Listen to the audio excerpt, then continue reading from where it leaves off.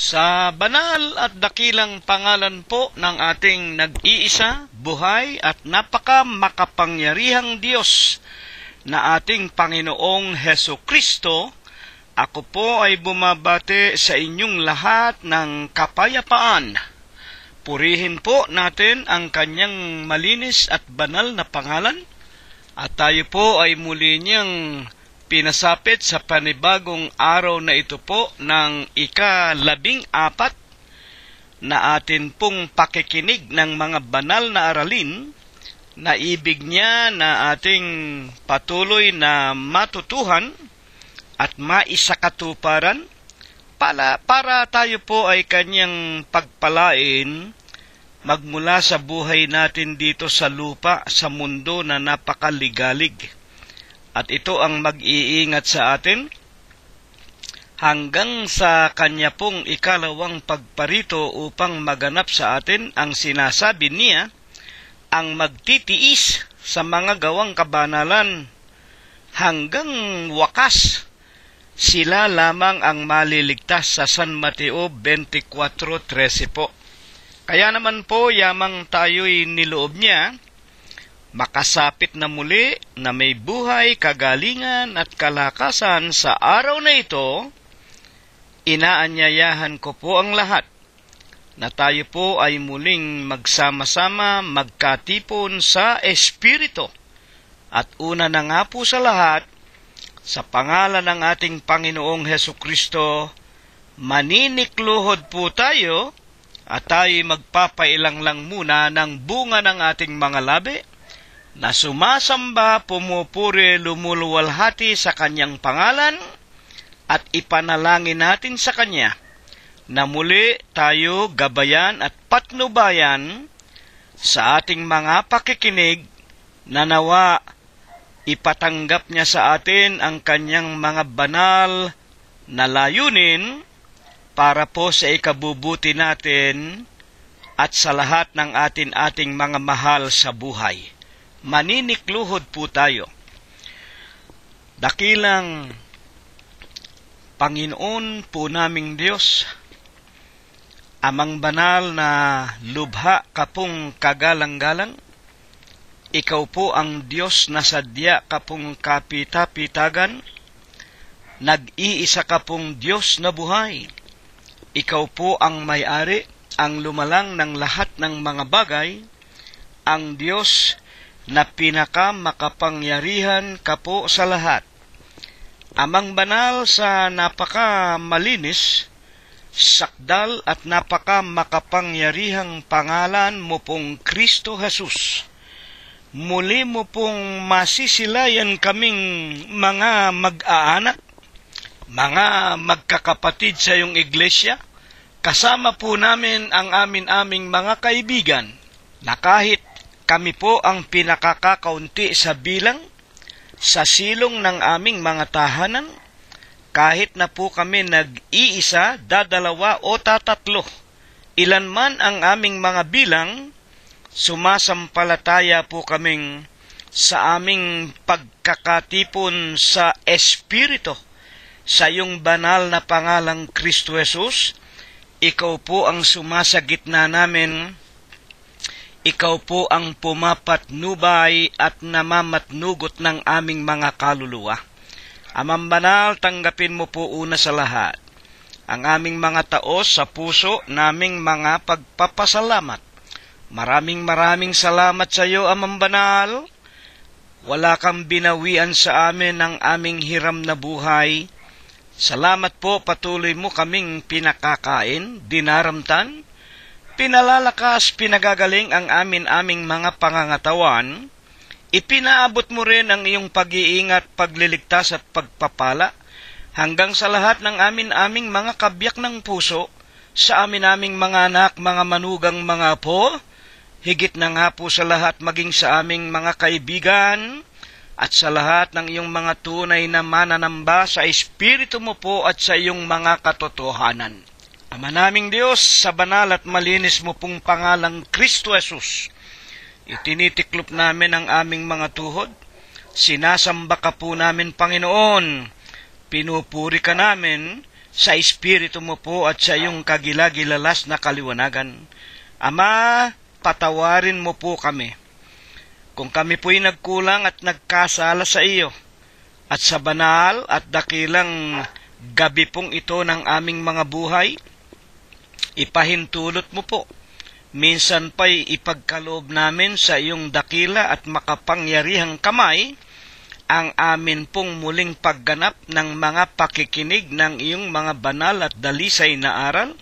Sa pagkakataong ito, patnubayan mo po kami sa ika-14 na aralin na ibig mo pong patuloy naming matanggap mula sa iyong kaharian sa langit. Patnubayan mo lamang at ingatan ang iyong walang kabuluhang alipin. Linisin mo po ang kanyang puso. Banalin mo po ang kanyang kalooban.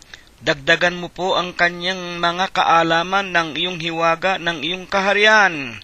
Ama naming Diyos, gamitin mo po sanang muli na isang tulad sa isang mabuting kasangkapan ang kanyang bibig. Langkapan mo rin ang bisat kapangyarihan ang kanyang tinig, na kung dumating sa amin ang iyong mga aral, huwag magmatigas ang aming mga puso. Tanggapin namin, Ama naming Diyos, na ito ang iyong kalooban. Kung paano sa langit, ito po ang maghari at aming maisakatuparan sa araw-araw ng aming mga buhay. Ama, lubos po ang aming pananampalataya na ikaw po ang muling titindig sa amin, at kung kami makatapos na ng aming pakikinig, hihipuin mo po kaming lahat, Ama naming Diyos. Patatagusin mo po ang iyong pag-ibig, ang iyong kaluwalhatian at ang iyong kapangyarihan, maging sa aming mga suliranin sa aming pang-araw-araw na pamumuhay. Ikaw po ang magbibigay sa amin ng mga kalutasan, at kung ang sino man sa amin inaalipin ng mga mabibigat na karamdaman, mahahabag ka po sa amin, Panginoon. Hipuin mo po, palakasin at pagalingin, at patawarin mo po kami kung ang aming mga karamdamay sanhi ng aming mga kalikuan. Ang lahat po ng ito, idinadalangin namin, ipinapakiusap sa tanging pangalan mo pong Kristo Jesus, magmula ngayon, magpakai kailanman. Amen. Ngayon po, mga ginigiliw naming mga tagapakinig, sa lahat po ng ating mga minamahal sa buhay, at sa lahat ng mga kaibigan nating hindi nagsasawa ng pakikipag-aral, at sa ating mga kapatid sa loob ng iglesia na nangangalat po sa iba't ibang dako ng sanglibutan. Atin po munang panumbalikan sumandali o sa uyan ang ika-13 aralin na napakinggan po natin ng nakalipas nating pag-aaral. Natutuhan po natin ang mga banal na uri ng pagsasamahan ng lahat po ng kaanib sa iglesia ng Diyos kay Kristo Jesus, ang ating mga pag-uugali, at gayon din naman ang mga ipinagbabawal ng Diyos na huwag nating gagawin. Natutuhan po natin, mga kapatid, magmula sa Ecclesiastes 12:13, nang mapakinggan natin ang lahat ng pangangaral ng Panginoon at tayo'y sumampalataya at nagpabautismo, tinupad natin ang kanyang utos. Ito ang wakas ng lahat ng bagay, ang lahat ay narinig. Napakinggan natin ang kanyang ebanghelyo at kanyang sinasabi, matakot tayo sa Diyos, sundin ang kanyang mga utos sapagkat ito ang buong katungkulan ng tao. Una na nga po na ipinag-utos sa atin pagkatapos nating makinig ng ebanghelyo ang magpabautismo tayo. At pagkatapos po, mga magulang at mga kapatid, tinuruan tayo ng Panginoon una-una. Sa atin, sa loob ng iglesia, wala pong sino mang tao na magpapatawag sa atin ng Panginoon o ng tinatawag na una sa lahat, huwag magpatawag ng Ama, sapagkat iisa ang ating Ama, ang Ama na nasa langit, ang lumalang sa atin, ang Espiritu. walang laman, walang buto, yaon ang ating Ama, ngunit makapangyarihan sa lahat. Wag din daw po nating tatawaging Panginoon ang sinuman sa loob ng iglesia. At ito'y tumutugon sa mga mangangaral sa loob ng iglesia na inilagay ng Diyos para tagabasa ng banal na kasulatan, sapagkat iisa ang Panginoon, walang iba kung hindi ang ating Panginoong Hesukristo. Kaya dito po sa iglesia ng Diyos, wala tayong tinatawag na Monsenyor o Senyor. Wala tayong Papa sa Roma, sapagkat hindi nauukol sa tao ang pagpapatawag ng Papa o Ama o Pare. Sa Diyos lamang. At wag din naman daw tayong magpatawag ng Rabay, na kung liliwanagin, wag tayong magpapatawag ng guro, ministro, pastor, sapagkat iisa po ang ating guro, ang Rabay, ang pastor ng ating mga kaluluwa, sa makatwidbaga ang ating Panginoong Hesukristo. At siya rin ang napakinggan natin na sinasabing hindi lamang Ama, hindi lamang Panginoon, hindi lamang pastor at guro ng ating kaluluwa, siya rin ang ating pinaka-apostol at saserdote. Na kung liliwanagin, wala pong pinakamataas na titulo na dapat ikapit sa sinumang mangangaral na tao o obispong tao, sapagkat ang lahat ng pinakamatataas na kapurihan at katungkulan ay iniuukol lamang natin sa Diyos. Huwag nating huhubaran ang Diyos ng matataas na katungkulan na tulad ng ginagawa ng maraming iglesia at relihiyon sa balat ng lupa. Sa unang Pedro 2:25, alam natin, sapagkat kayo'y gaya ng mga tupang naliligaw, dadapwat ngayon na nagbabalik kayo sa pastor, obispo ng ating mga kaluluwa. Unang Pedro 2:25, basahin ninyo. At sa Hebreho nga, 3:1, kaya nga mga banal na kapatid, mga may bahagi sa pagtawag ng kalangitan, inyong isipin ang apostol at dakilang saserdote, highest priest, na ating kinikilala si Kristo Jesus. At alam natin, ang Diyos ay mapanibughuin. Kaya nga sa maniwala kayo sa hindi, kaya magulo ang sanglibutan, kaya may kagutuman, kaya may digmaan, kaya may patayan, sapagkat ang halos lahat ng tao sa lupa, sa buong mundo, naglilingkod sa mga wika nga ibang Panginoon, ibang guro, ibang obispo, ibang apostol, ibang mga kapangyarihan, sapagkat inaalis nila ang kapurihan at kaluwalhatian ng tunay na Diyos na dapat sambahin. Mga kapatid, huwag tayong pumari sa kanila. Kung sila, yan ang gusto nila, yung mga birin-birin, yung mga Santo Niño, yung mga Lorenzo Ruiz, itakwil natin ang mga yan, Kolosos, o sa Galatias 1:8 at 9, kung merong mangaral sa inyo, kami man na mga apostol, mabuhay na maguli, at mga anghel man sa langit, mangaral sa inyo ng ibang ebanghelyo, itakwil ninyo. Nang liwanagin sa atin, kung may mangangaral sa atin, turuan tayo, merong ibang Diyos sa mga larawan, may mga sugong anghel ng mga obispong tao, na nagsasabing sila is sugong anghel at si Kristo'y tao, itakwil ninyo. Let it be a course. Galatians chapter 1 and the verse is 8 and 9. Mga kapatid, kahit na anghel sa langit, hindi po pwede yun. Itatakwil natin. Ayan ay mga utos aral, salit-saling sabi ng mga tao, utos aral ng mga demonyo ang wika sa unang Timoteo sa kanya pong 4:1 at 2, mga kapatid at mga magulang, at maraming susunod sa kanila.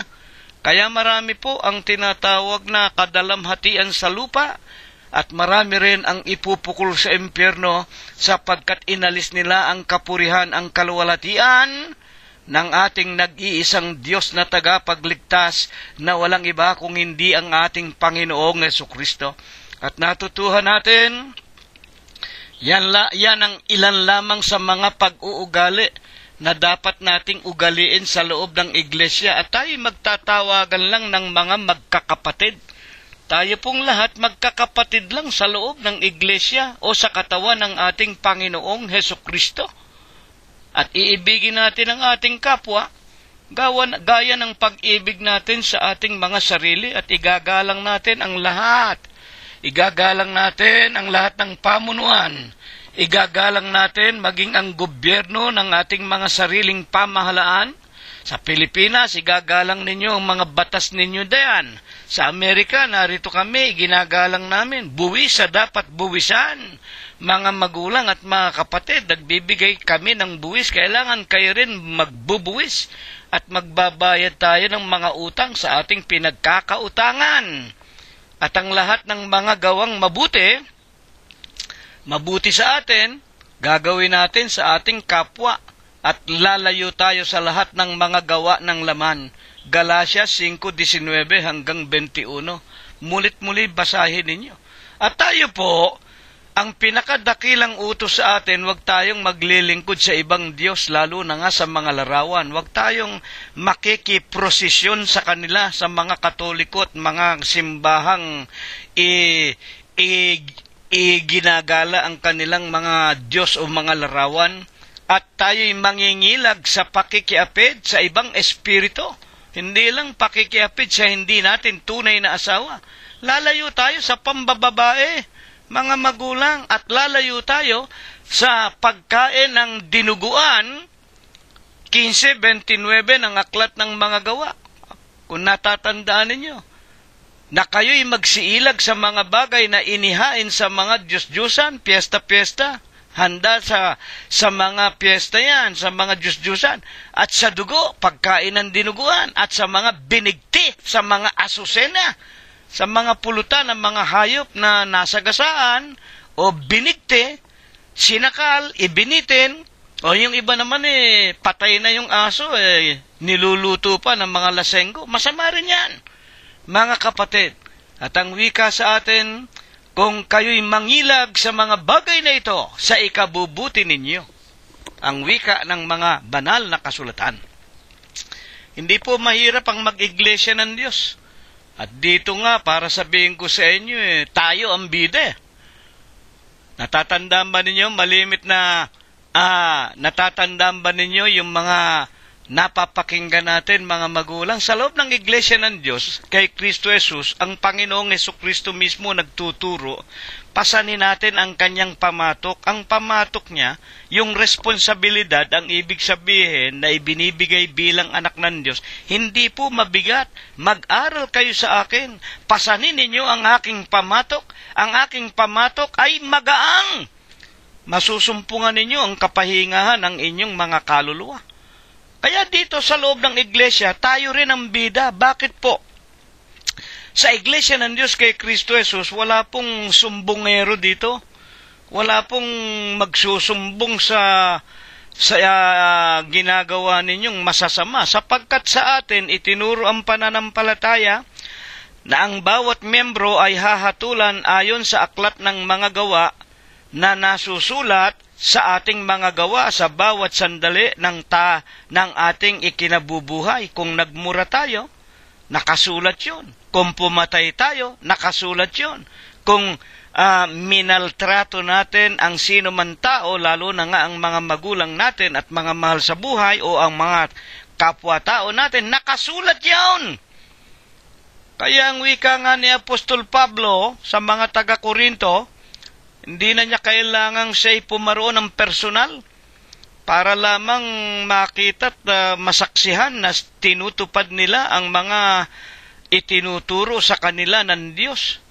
At sa unang Korinto 15:1 hanggang 2, mga magulang at mga kapatid, ligtas kayo kung matama ninyong sinusundan ang ebanghelyo na sa inyo'y aming ipinangaral, maliban na kung sumasampalataya kayo ng walang kabuluhan.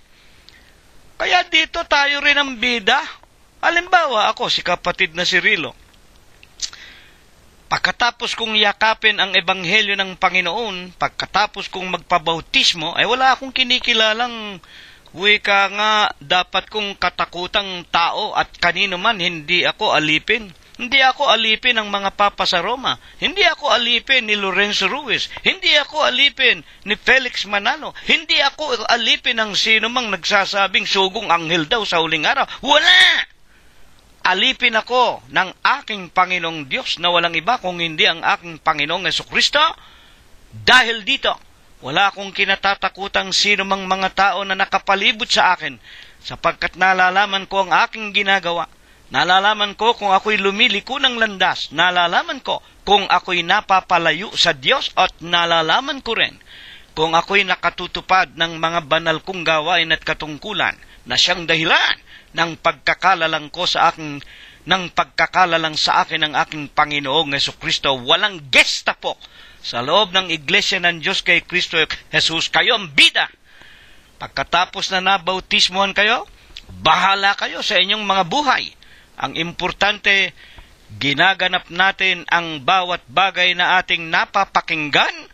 Hindi tayo nakikinig sa utos-aral ng mga tao, lalo na nga sa utos-aral ng mga demonyo.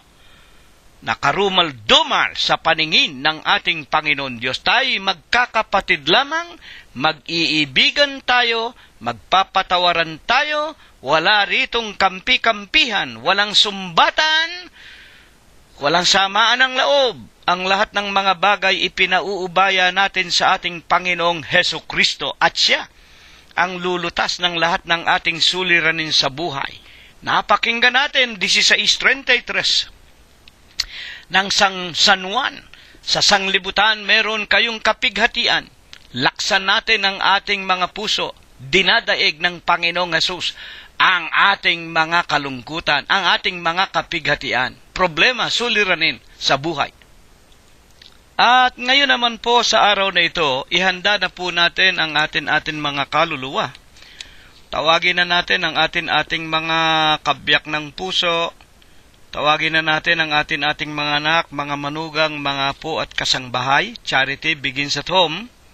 Atin na pong pasisimulan ang pakikinig ng ika-14 nating aralin.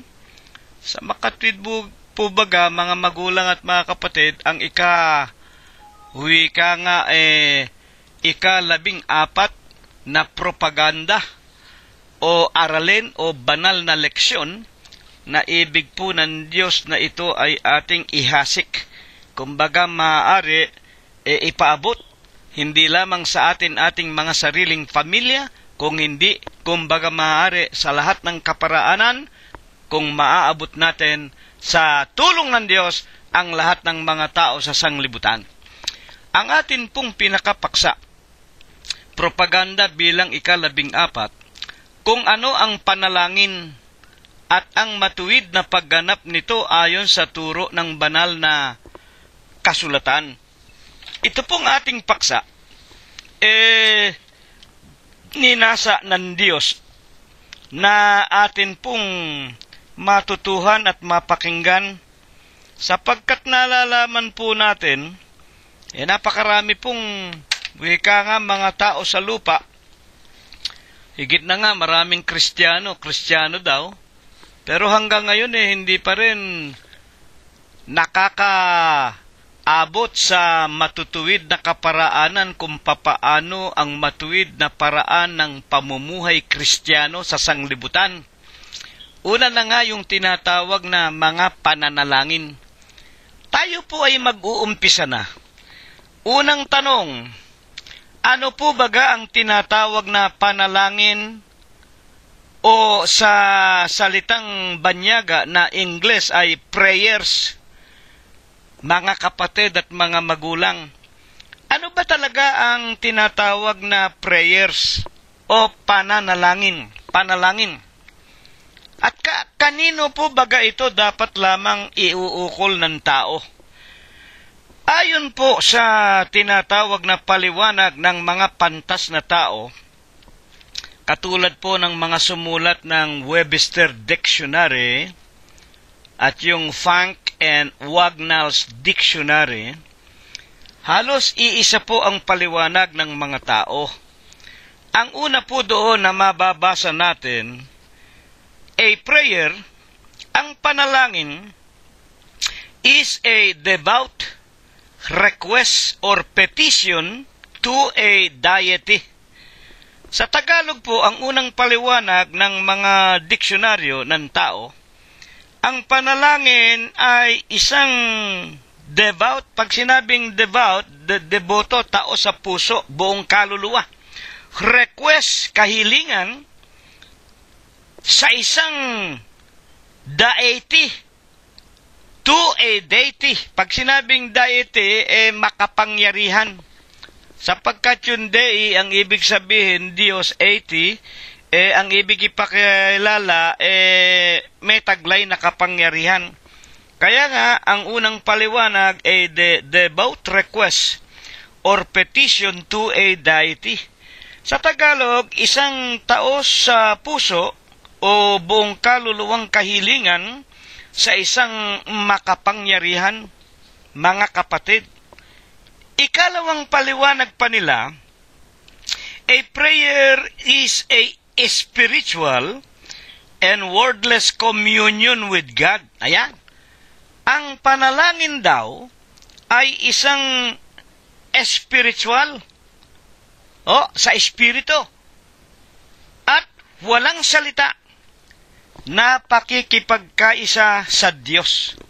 Maganda ang paliwanag ng mga tao. Yung isa nagsasabi, a prayer is a devout request or petition to a deity. Yung ikalawa naman, it is a spiritual and wordless, wala nang salita, communion with God. Mga kapatid, ang ikatatlo, a prayer is a set form. Putulin ko muna. Ano ba ibig sabihin ng a set form? Ang panalangin, ang wika, ay isang tinatawag na, paano natin ililipat sa Tagalog, set form. Nakahanda na. Nakagabay na. Ang ibig lamang sabihin, meron ng panuntunan, nakahanda na. Is a set form of words. Sa Tagalog, ang panalangin ay isang nakahandang katipunan ng mga salita. Para kanino? For a devout request, para sa isang taos pusong kahilingan or petition, mga kapatid, sa makatwid, kahilingan. Ngayon, ang atin pong itatanong, kung yung mga tao, matatalino, mga pantas na tao, nagsasabi, ang panalangin daw, buong kaluluwa, tao sa puso, nakahilingan sa isang makapangyarihan, o sabihin na natin sa Diyos. At ang iba na may nagsasabing ito raw ay spiritual at walang salita na pakikipagkaisa sa Diyos. At ang sabi ng ikatatlo, ito raw ay nangakahanda ng katipunan ng mga salita para sa kahilingan, mga kapatid, o sa tinatawag na pakiusap. Nakahanda na. Pag sinabing nakahanda na, babasahin na lang. Ayan. Nagiging paulit-ulit. Ready. It's a set of form of words for a devout request or petition.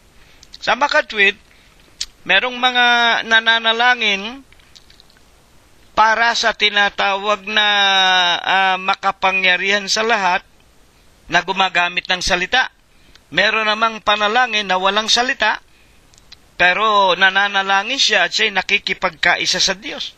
At meron namang nananalangin, nakahanda na yung kanyang panalangin, a set form of words. Babasahin na lang niya paulit-ulit. Ngayon, ang tanong natin ay ito. Yayamang ang pinag-uusapan po natin ay ang pananalangin. Atin pong saliksikin ang mga banal na kasulatan at itanong po muna natin, sino-sino po ayon sa Biblia ang ilan sa mga banal na ng Diyos? Ibig sabihin, maraming mga banal ang Diyos na nananalangin, no? Talagang napakarami po, magmula Genesis hanggang Apokalipsis. Pero kukunin na lang natin yung ilan. Mauubos ang araw at gabi natin, hindi magkakasya ang oras sa dami ng mga panalangin ng mga banal ng Diyos. Sino-sino po ang ayon sa Biblia, ilan sa mga banal ng Diyos na gumanap ng taos-puso nilang mga pananalangin? Devout, kamukha nang napakinggan natin paliwanag ng diksyonaryo ng tao. Devout, tao sa pusong pananalangin, at ano ang ibinunga nito? Unang-unang babasahin natin ang pananalangin po ni Abraham. At sa pagkakataong ito, alam natin si Abraham, siya ang pinakapuno ng bansa ng Israel. Siya ang tinatawag na Abram noong araw na may takot sa Diyos. Tinawag na Abraham sapagkat siya ay naging malaking bansa at sa kanya nanggaling ang mga kaharian sa lupa. Sa Genesis 18:20 hanggang 31, ito po ang pagkakataon na gugunawin ng Diyos ang Sodoma at Gomora. At sa pagkakataong iyon, ang kanyang pamangkin na si Lot, ang kanyang asawa at ang 3 anak na babae ni Lot. Ang 2 anak na babae ni Lot ay naroon po sa Sodoma at Gomora. Alam natin, yan ang pinili ng lalaking si Lot. Sa halip na piliin niya ang tinatawag na lupain na binubukalan ng pulot at ng gata, nakita niya mas maganda, more greener pasture para sa kanya, yung dako ng Sodoma at Gomora. At nang ito nga po ay dumating sa takdang kapanahunan na napakasasama pala ng mga tao sa Sodoma at Gomora, ginawa ng Diyos ang tinatawag na kanyang pagdalaw sa Sodoma para ito'y supukin ng apoy at ng asupre. Dadapot dahil nga po naroon ang pamangkin ni Abraham na si Lot, ang kanyang pamilya. Ano ba ang ginawa o ipinanalangin ng lalaking si Abraham? 18:20 hanggang 31, basahin po natin. At sinabi ng Panginoon, sapagkat ang sigaw ng Sodoma at Gomora'y malakas, at sapagkat ang kasalanan nila'y napakalubha, bababa ako ngayon at ititingin ko o titingnan ko kung ginawa nga ang ayon sa sigaw na dumarating hanggang sa akin, at kung hindi ay aking malalaman. At sa 18:22, at ang mga lalaki nagsilayo roon at nagsitungo sa Sodoma at Gomora. May mga lalaki na kasama ang ating Panginoon Diyos, at yung mga lalaking yun ay mga anghel. Naparoon sa Sodoma at Gomora, si Abraham ay nakatayo pa sa harapan ng Panginoon. At lumapit si Abraham at nagsabi, ang mga banal ba? Ito po, makinig tayo mabuti ha. Ibig kong malaman nating lahat na itong pagkakataong ito, si Abraham nakatayo sa harap ng Diyos. At siya'y nakikipag-usap sa Diyos. Mga kapatid, makinig tayong mabuti. At ang pakikipag-usap sa Diyos, ito po ay panalangin. Ito po ay pakikipag-ugnayan sa Diyos. Sa pamamagitan man ng salita, o kahit na walang salita, this is a communion to God. Yung pakikipag-usap sa Diyos. Ang wika ni Abraham at ang mga banal ba ay yung lilipuling kasama ng mga masama? Ituloy natin hanggang sa 31. Kung sakaling may 50 banal sa loob ng bayan ng Sodoma at Gomora, lilipulin mo ba? At hindi mo patatawarin? Malayo nawa sa iyong paggawa ng ganito, ang wika ni Abraham sa Diyos, na ang banal ay yung papatayin kasama ng masama. Ano pat ang banal ay sa masama, malayo nawa sa iyo. At sinabi ng Panginoon, kung makasumpong ako sa Sodoma at Gomora ng 50 banal, patatawarin ko ang buong dakong iyon alang-alang sa kanila. Makinig kayong mabuti Makinig tayong mabuti. Ang laki ng Sodoma at Gomora, ang daming tao ron. Libo-libo na rin. At ang banal lamang doon, si Lot. Makinig kayong mabuti, iisa lang ang banal, si Lot. Siya lang ang may takot sa Diyos. Yung asawa at dalawa niyang anak, alanganin yun Dadapwa at sinabi ng Abraham na ito, sa panalangin niya, Ama, kung merong 50, susunugin mo ba? Hindi ko susunugin kung may 50. Si Lot lang nandun.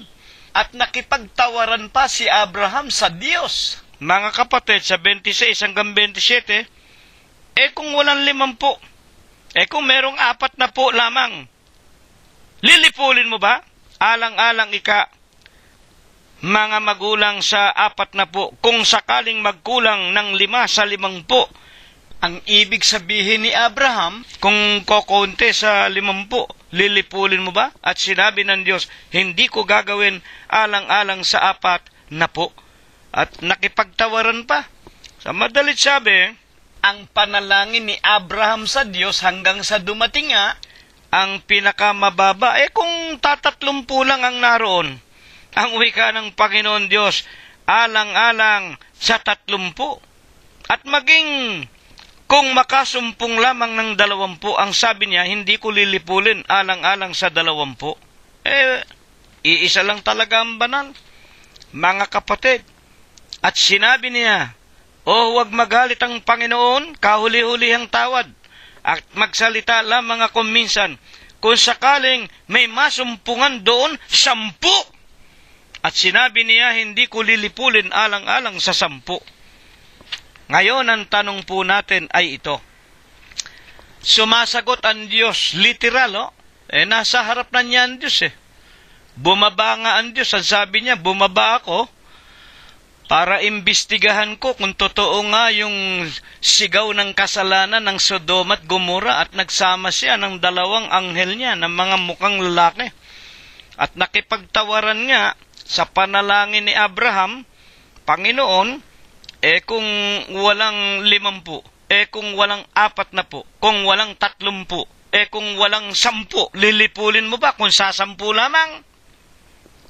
Ang wika ng Diyos, hindi ko lilipulin alang-alang sa 10. Kung nang magkagayon nga, ano nga po? Ang naging wika nga hayag na naging katugunan ng panalangin ni Abraham sa Diyos. Alam naman kasi ng Diyos na wala namang 10 doon. Dadapot alang-alang nga kay Abraham sapagkat mahal ng Diyos si Abraham at pinangakuan ng Diyos, Abraham, ang mahal mo ay aking mahal, ang kaaway mo ay kaaway ko, ang kaibigan mo ay kaibigan ko. Hindi matiis ng Diyos, kahit na alam ng Diyos, si Lot lang ang talagang may takot sa Diyos Dadapwat alang-alang sa paglilingkod ni Lot o ni Abraham. Mga kapatid, at kabanalan din naman ni Lot na may takot sa Diyos. Ano ang naging kasagutan sa panalangin ni Abraham? Ano isinagot ng Diyos? Buksan natin ang nangyari. Genesis 19:15. At nang umamaga na, pinapagmadali ng mga anghel. Makinig kayo. Yung 2 lalaki, yun ay mga sugong anghel para ilabas sa Sodoma at Gomora si Lot at ang kanyang pamilya sa pagbaksak ng lumalagablab na apoy at asupre na susupok sa Sodoma at Gomora. Inutusan ng Diyos ang 2 anghel, hinaltak si Lot. Mga kapatid, pinapagmadali ng mga anghel si Lot na sinasabi, magbangon ka, ipagsama mo ang iyong asawa at ang iyong 2 anak na babae na narito, baka pati ikaw ay madamay sa parusa sa bayan. Si Lot, mga kapatid, inalalayan din niya ang kanyang asawa at ang kanyang 2 anak na babae at yung kanyang 2 manugang na lalaki. Pero ayon sa kasaysayan, nagpaiwan yung 2 niyang manugang, ang nahaltak lamang ng anghel si Lot, ang kanyang asawa at ang kanyang 2 anak na babae. At alam natin ang nangyari, habang sila'y tumatakbo papalayo sa Sodoma at Gomora, at sa pag-uutos ng mga anghel na pumaroon kayo sa bundok para wag kayong madamay sa sumpa ng Diyos, habang tumatakbo Ang 4 na taong ito, yung babae, yung asawa ni Lot, lumingon sa likod. Utos na utos ng 2 anghel, huwag kayong lilingon sa inyong pinanggalingan. Huwag kayong lilingon, mamamatay kayo. Sinuway ang utos, yung asawa ni Lot naging haliging asen. Ibig lamang sabihin, nasumpa ng Diyos, naging haliging asen. Mga magulang at namatay. Na kung liliwanagin lamang ang ibig lang ipakilala ng asawa ni Lot, katulad ngayon sa huling araw na ito, pinanghihinayangan ng maraming mga tao, alin ang mga bagay ng sanglibutan. Marahil kung ngayon mangyayari ang kasaysayang ito sa ating mga buhay, at sasabihin ng anghel na naglalabas sa atin, wag na kayong tumingin dyan sa pinanggalingan ninyo. Wag na ninyong intindihin ang Cadillac ninyo. Wag na ninyong intindihin ang mansion ninyo. Wag na ninyong intindihin ang kayamanan ninyo. Wag na ninyong intindihin ang lahat ng bagay sa lupa. Pinanghinayangan ang asawa ni Lot. Talagang nagpapakilala lamang na siya ay babaeng sanglibutan. Mas inalala niya yung mga bagay na nasusunog kesa doon sa utos ng Diyos na pumaroon na kayo tumakbo sa bundok. Mga kapatid, naroon ang inyong kaligtasan. Ayan. Yan aral sa atin. Kaya bawat nasulat sa Biblia, nangasulat sa ikatututo natin, sa makatwid, dininig ng Diyos ang panalangin. Mga kapatid, ni Abraham iniligtas ang kanyang pamangkin na si Lot at ang kanyang 2 anak na babae. At mayroon pa ba tayong mababasa? Buksan naman natin ang panalangin ng lalaking si Propeta Elias. Unang Hari, 18:36. At nangyari sa oras ng paghahandog ng alay sa hapon na si Elias na propeta ay lumapit at nagsabi, O Panginoon na Diyos ni Abraham, ni Isaac at ni Israel, puputulin ko po muna. Hindi ko na kailangan basahin ang buong kasaysayan. Ito po ang pagkakataon na si Propeta Elias ay ginigipit ng mga hentil na mga wika nga propeta nitong si Haring Akab. Na mga hentil yan Ang sinasamba niyan mga larawan, mga bato, mga Diyos-Diyusan, mga ginawa rin sa pilak at sa ginto, mga magulang na kanilang At sa pagkakataong ito, ay ginigipit nila si Elias. Kaya naman si Elias ay nagsabi sa kanila, kung ayaw ninyong maglingkod sa Diyos na gumawa ng langit at ng lupa, at kung ibig ninyong patunayan na yan ngang mga Diyos ninyo ay mas makapangyarihan kaysa sa Diyos ng Israel, gumawa kayo ng inyong dambana, at ako'y gagawa ng dambana na para sa Diyos ko. Gumawa sila pareho ng dambana. Mga magulang, naghandog din ang mga wika nga, mga hentil na ito. Naglagay din ng mga hayop na kanilang inihahandog para sunugin ng kanilang mga Diyos-Diyusan. At naghanda si Elias at sinabi pa ni Elias, kung gusto ninyo, lagyan pa ninyo ng tubig sa palibot. Mga magulang, at ang nakahanda na nga ang handog nitong mga hentil at ang handog ni Propeta Elias. Si Elias ay nanalangin, O Panginoon na Diyos ni Abraham. Basahin ninyo unang aklat, unang Hari, 18:36.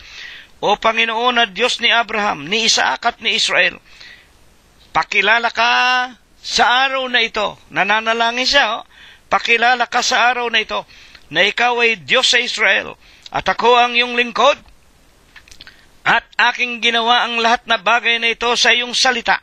Dinggin mo ako, O Panginoon, dinggin mo ako upang matalastas ng bayang ito na ikaw ang Panginoon, na ikaw ay Diyos. Tanong, sa dalawang handog ng mga hentil at handog ni Elias na nanalangin sa ating Panginoon Diyos, sino ang pinakinggan? Tinugon ba siya ng Diyos? 18:38 unang Hari.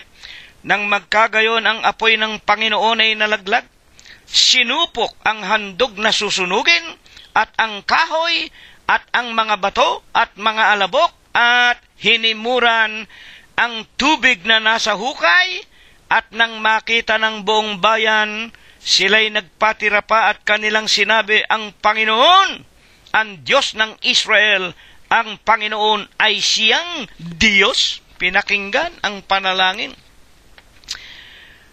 ni Propeta Elias. Napakaganda po. Sa makatwid, nagpapatunay lamang na ang Diyos ni Abraham na nagligtas kay Lot sa Sodom at Gomora at ang Diyos ni Elias na propeta ng Diyos na tinanggap, sinupok, hinimuran yung kanyang handog na susunugin, nakilala ng lahat ng mga tao ng panahong yon. Ang Diyos ng Israel ang tunay na Diyos na buhay at hindi Diyos na patay. Mga kapatid, meron pa ba tayong makikita, mababasa sa Biblia, tungkol naman sa isang tao na merong mabigat na karamdaman, nanalangin at gumaling? Eto, sa mga nakikinig, baka meron kayong mga kamag-anak mahal sa buhay na may mga sakit. Lalo na nga po yung sakit na walang kagalingan. Makinig kayong mabuti, mga kapatid at mga magulang. Buksan natin ang Isaiah 38:1. Nang mga araw na yon, may sakit na ikamamatay si Ezekias. Ayan. Si Ezekias po, hari ng Hudiya ng kapanahonang iyon. Ito po ay isa sa mga tao na tinatawag na mga banal ng Diyos. Si Haring Hezekias, binigyan ng Diyos ng isang karamdaman na ikamamatay. Pag sinabing ikamamatay, walang gamot, walang lunas. Ano po nangyari?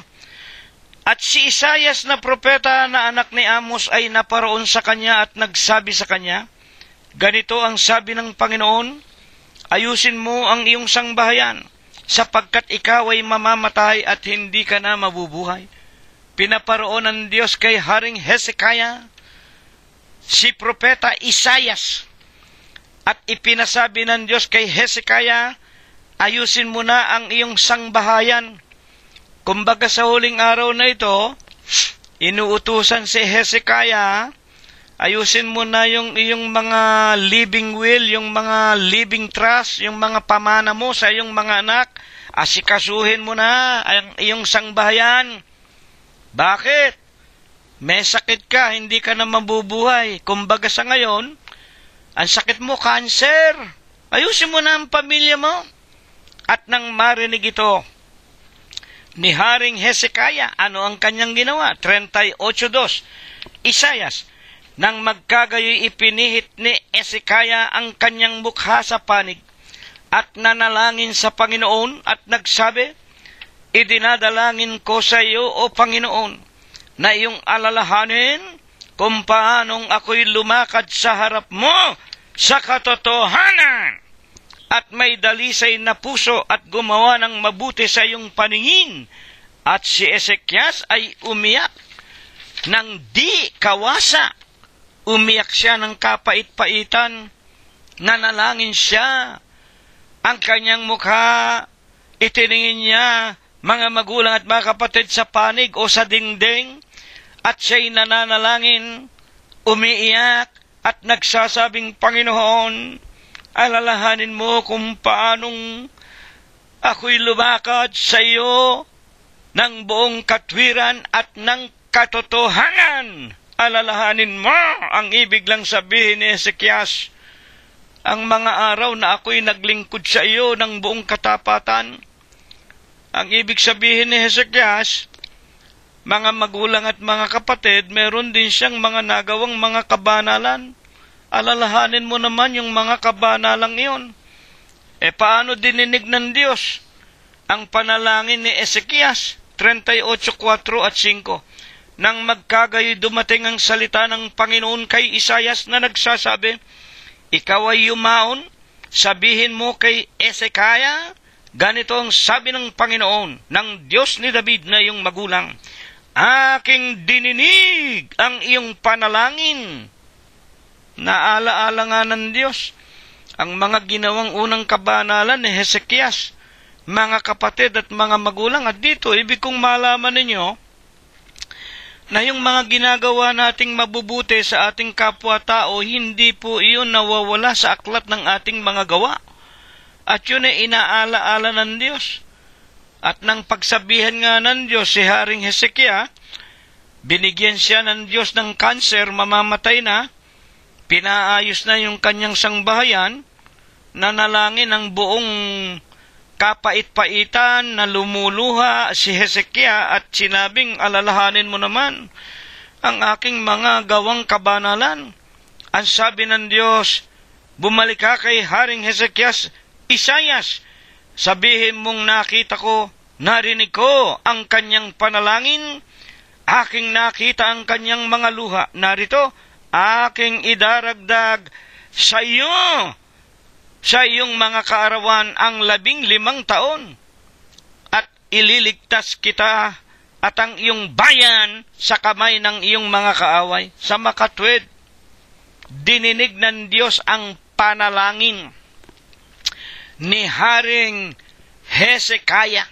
Bagaman may cancer siya, hindi po siya namatay, at ayon sa kasaysayan ng kanyang buhay, maging aklat ng mga kasaysayan ng sanglibutan na ginawa ng mga pantas na mga mananaysay ng mga tao, mga kapatid, patutunayan sa inyo, basahin ninyo, buksan ninyo sa History of Kings of Israel, sa World History, si Haring Hezekiah, tumagal ang kanyang buhay ng 15 taon pa. Sa makatwid, napakahalaga po ang mga pananalangin. Ang panalangin po, mga kapatid at mga magulang, ito nga po ay pakikipag-ugnayan sa Diyos. Ito nga po ay pakikipag-usap sa Diyos. Ito nga po ay kahilingan sa Diyos ng ating mga kailangan sa lahat ng bagay, maging sa ating pamumuhay, maging sa ating mabibigat na karamdaman, maging mga magulang sa ating mga minamahal sa buhay. Tulad ni Abraham, ipinanalangin ang kapahamakang tiyak na mangyayari sana sa sangbahayan ni Lot. Dininig ng Diyos. Kaya sa ating mga pananalangin, pati ang mga kamag-anak natin, binabanggit natin, ang mga mahal natin sa buhay, mga magulang at mga kapatid.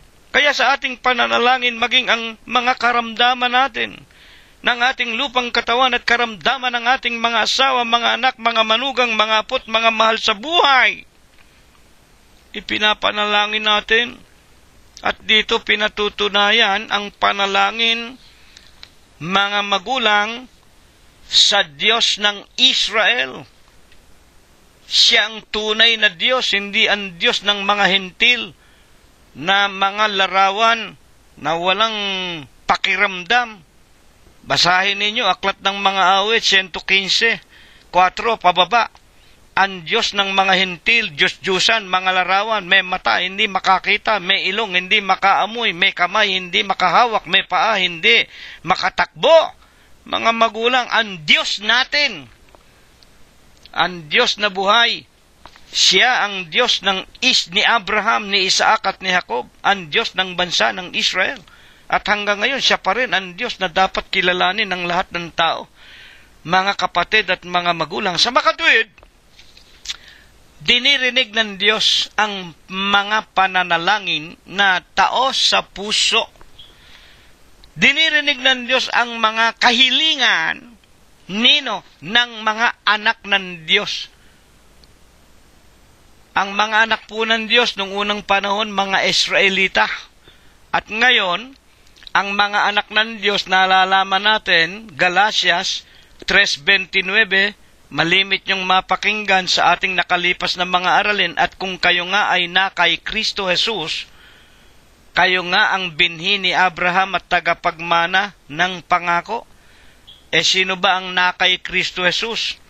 Ang wika sa 3:27 o 3:25 hanggang 3:28 ng Galatias din, ang bawat nabinyagan kay Kristo Jesus, mga anak na ng Diyos, wala nang magiging Grego, wala nang magiging Hudyo. Sa makatwid, kung tayo'y nabinyagan kay Kristo Jesus, paano tayo nabinyagan? Bakit? Tumanggap tayo ng Ebanghelyo ni Kristo. Saan tayo bininyagan? Sa pangalan ng Ama, Anak at Espiritu Santo. Sino ngayon ang mga na kay Kristo Jesus? Iglesia ng Diyos kay Kristo Jesus. Tayo na po ang mga Israelita sa espiritu, hindi na po tayo Israelita sa laman. Tayo ang mga ipinanganak sa pangako o sa pamamagitan po ng pananampalataya. Ngayon, sa ikapagpapatuloy ng ating pag-aaral, sa atin nga po sa huling araw na ito, paano tayo tinuturuan ng ating Panginoong Hesukristo ng matuwid na paraan ng pananalangin? Mateo 6:9. Buksan ninyo ang inyong mga Biblia. Magsidalangin nga kayo ng ganito. Makinig kayo mabuti, Magsidalangin nga kayo ng ganito. Ang ibig lamang sabihin, let us pray like this. Ganito. Para bang yung paliwanag sa unang bahagi ng ating pag-aaral kanina, mga kapatid, yung paliwanag ng diksyonaryo ng tao, ang panalangin, a prayer is a set form of words. Sa makatwid, nakasulat na, nakatalaga na. A set form of words for a devout request or petition. Sa makatwid, katulad ng sinabi ng Panginoon, tama rin yung paliwanag ni Frank Wagnall Dictionary. Nang panalangin ni ka ay isang set words or form. Nakahanda na. Nakatipunan ng mga salita para sa kahilingan. Anong sabi ng Panginoong Hesukristo sa 6:9? Magsipanalangin nga kayo ng ganito. Ayan. Meron ding ginawa ang Panginoong Hesukristo a set words of forms. Meron ding ginawa na na giya, guide. Like this, ganito lang ang ibig sabihin. Ama namin na nasa langit ka. Ayan na po. Sambahin ang pangalan mo. Ito ang una.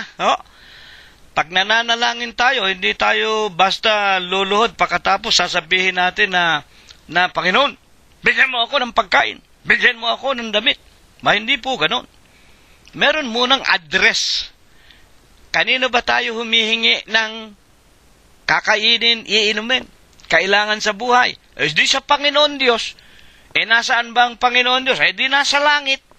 Kaya nga ang hanay na tinatawag na giya ng ating pananalangin ayon sa ating Panginoong Hesukristo? Magsidalangin nga kayo ng ganito. Ama namin na nasa langit ka, sambahin ang pangalan mo. Yaon ang address ng Diyos, nasa langit siya. At pagkatapos, ano ang unang gagawin natin? Sambahin ang pangalan mo. Ayan. Sasambahin natin ang pangalan nino ng Diyos. Saan naroon ng Diyos? Sa langit.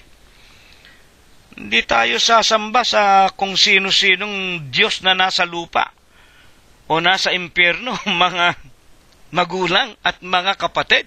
Siya lamang ang ating sasambahin. At sa paano nga pong paraan sasambahin natin ang Diyos? Ang wika nga ng ating Panginoong Hesukristo sa San Juan din, dumarating ang araw at oras, sasambahin ng mga tunay na mananamba ang Diyos sa espiritu at sa katotohanan.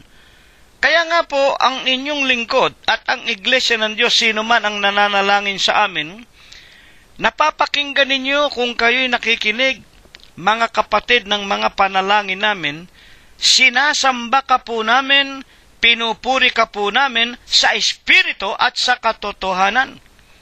Bakit sa espiritu at sa katotohanan? Ang Diyos ay espiritu, walang laman at walang buto. Bakit nga sa katotohanan? Pagkatapos na malaman natin, ang Diyos walang laman, walang buto, siya ang nasa langit, ang makapangyarihan sa lahat, ang lumalang ng lahat ng mga bagay, sasambahin sa espiritu at katotohanan. Ano ang katotohanan? Ako ang katotohanan, ang wika ng Panginoong Hesukristo. Ako ang katotohanan. Sa makatwid, sasambahin natin yung tunay na Diyos. Alin? Yung Diyos na walang laman, walang larawan, walang buto, pero nagkatawan tao. Bakit silang dalawa? Mga kapatid at mga magulang, ako at ang Ama ay iisa. Siya rin ang Diyos. San Juan 10:30, basahin po ninyo. Sa makatwid, ito ang guideline. Ano ang ikatatlo sa linya ng pananalangin na pinaka-guideline na itinuro ng Panginoon? Magsipanalangin nga kayo ng ganito sa isjis. Mateo rin. Dumating nawa ang kaharian mo, gawin nawa ang iyong kalooban, kung paano sa langit, gayon din sa lupa. Ayan. Dumating nawa ang kaharian mo. Dito ang panalangin natin, nakikiusap tayo, dumating nawa ang kaharian mo.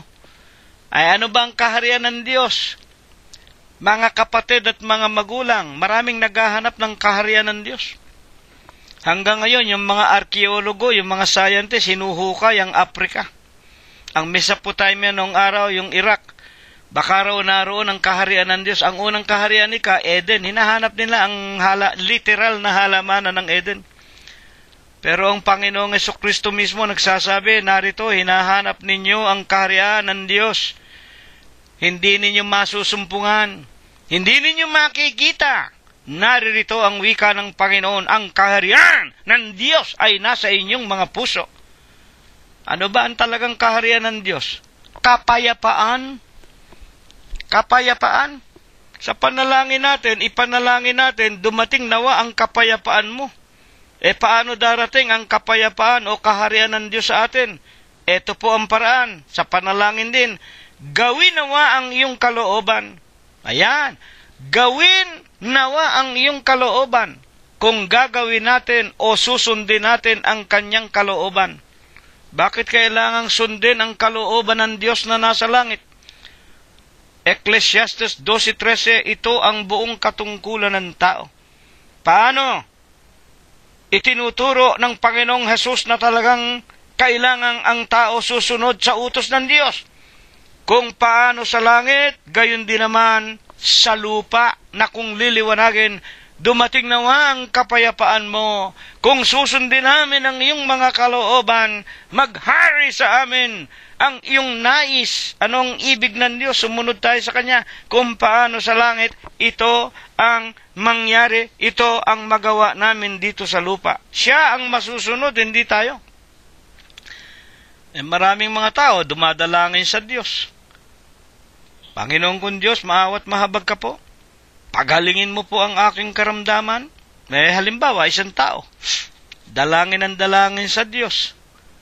Ubo ng ubo. Suka ng plema. Yung pala, yung taong yun magmula pa ng bata, naninigarilyo na, chain smoker, pinagbili na maging ng mga manggagamot, tumigil na. O nung magkasakit, malubha, meron na siyang tubo sa ilong, may oxygen na, panalangin ng panalangin. Sabihin mo man na ikaw ay iglesia ng Diyos. Makinig kayo mabuti, ha? Kahit na ikaw ay miyembro ng iglesia ng Diyos kay Kristo Jesus, binigyan ka ng Diyos ng kanser sa baga dahil ang tigas ng ulo mo, nananalangin ka. Pagalingin mo po ang aking kanser. Hindi ka naman tumitigil ng paninigarilyo, Ang ibig ng Diyos, tigilan mo na yan. Yan ang kalooban ng Diyos na wag mong sisirain. Huwag mong wawasakin ang iyong katawan, ang katawan natin, templo ng Diyos. Lilinisin natin sa lahat ng pollution. Pakikinggan ba ng Diyos yun? Hindi po pakikinggan ng Diyos yun. Sa panalangin, para pakinggan tayo, dumating ang kaharian mo, mga magulang, gawin ang kalooban mo kung paano sa langit, gayon din naman dito sa lupa. Ano pa? 6:11, Mateo rin, ibigay mo sa amin ngayon ang aming kakainin sa araw-araw. Ito po, pag binabanggit yung kakainin, tungkol naman sa mga kabuhayan. Natural yan, lahat tayo, Panginoon, buksan mo po sa amin ang mga magagandang pintuan ng mga kapalaran. Bigyan mo po kami, Panginoon, ng aming mga ikabubuhay.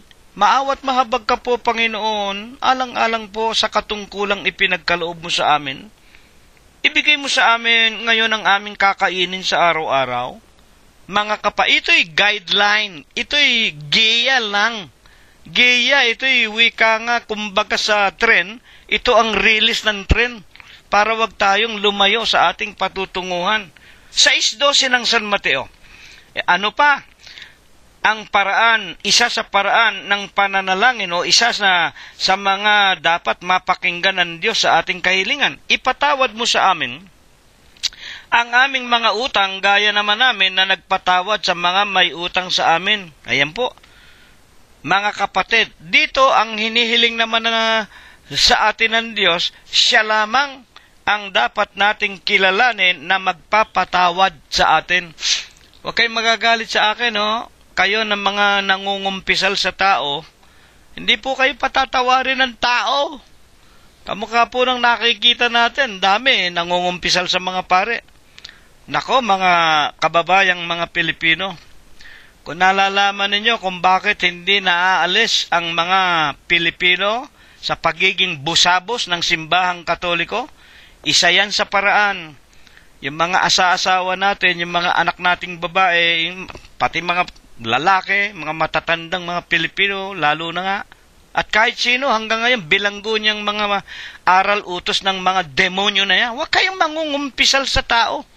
Kaya yung katipunan nangamatay lahat ang mga katipunero dahil yung mga babae nung araw unang-unang siyang nagsusuplong sa kanilang mga asawang katipunero Basahin ninyo No Limit Hangrit El Filibusterismo at ang mga sulat ni Rizal sa mga kadalagahang taga-Malolos.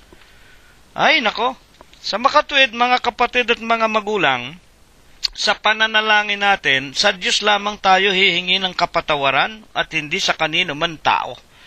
At sa stress at wag mo kaming ihatid sa tukso, kundi iligtas mo kami sa masama, sapagkat iyo ang kaharian, ang kapangyarihan, ang kaluwalhatian magpakai-kailanman. Siya lamang ang dapat purihin. Siya lamang ang dapat sambahin nating mga anak ng Diyos. Tayong mga, kumbaga maaari lahat ng tao, pero nakalulungkot Ang daming mga relihiyon, Katoliko, Protestante, yung iba't iba, mga Muslim, yung mga Hindu, yung mga Buddhist, ang mga pinupurit sinasamba nila, yung mga leader nila Huwag kayong magagalit sa akin.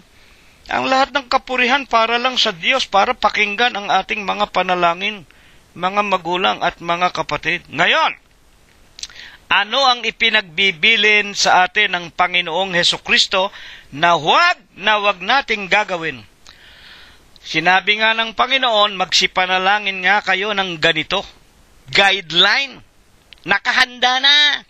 Guideline lang yan. At sinabi rin ng Frank Wagnall Dictionary at ng iba pang mga dictionary, ang prayer is a set form of words. Nakahanda na. Nakasulat na. Babasahin na lang. Ano ba ang kabilin-bilinan ng ating Panginoong Hesukristo? 6:7. At sa pananalangin ninyo ay huwag ninyong gamitin ang walang kabuluhan na paulit-ulit, na gaya ng ginagawa ng mga hentil, sapagkat iniisip nilang dahil sa kanilang maraming kasasalita ay diringgin sila. Huwag nga kayong magsigaya sa kanila, sapagkat talastas na ng inyong ama ang mga bagay na inyong kinakailangan bago ninyo hilingin sa Kanya ang ganda. Sa makatwid ng sabihin ng Panginoong Hesukristo, magsipanalangin nga kayo ng ganito, naghanda na ang Diyos ng guideline at maging yung diksyonaryo ng tao, nang sabihin nilang ang pananalangin ay mga nakahanda ng katipunan ng mga salita para sa kahilingan sa Diyos, yun ay guideline lang. Hindi po dapat babasahin ng paulit-ulit. Sino ba ang gumagawa ng mga panalangin na paulit-ulit? Naku, dami po. Una na nga, yan simbahang Katoliko. O aba, Ginoong Maria, napupuno ka ng grasya. O ba, Ginoong Maria, ipanalangin mo kami.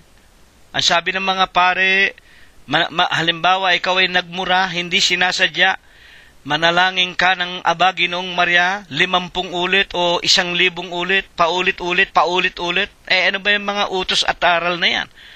Huwag kayong magagalit kay kapatid na Cirilo. Antichrist. Laban po sa Panginoon. Bakit? Huwag ka ngang mananalangin ng paulit-ulit Sa katotohanan, hindi mo pa binubuka yung bibig mo. Alam na ng Panginoong Hesus ang iyong hihilingin sa Kanya.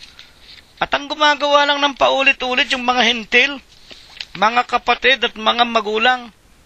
Sa makatwid, sino ba mga hentil? Hindi mga Israelita, hindi mga iglesia ng Diyos kay Kristo Jesus.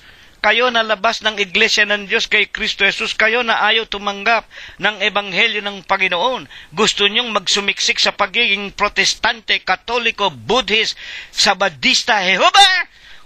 Huwag kayong magagalit sa akin.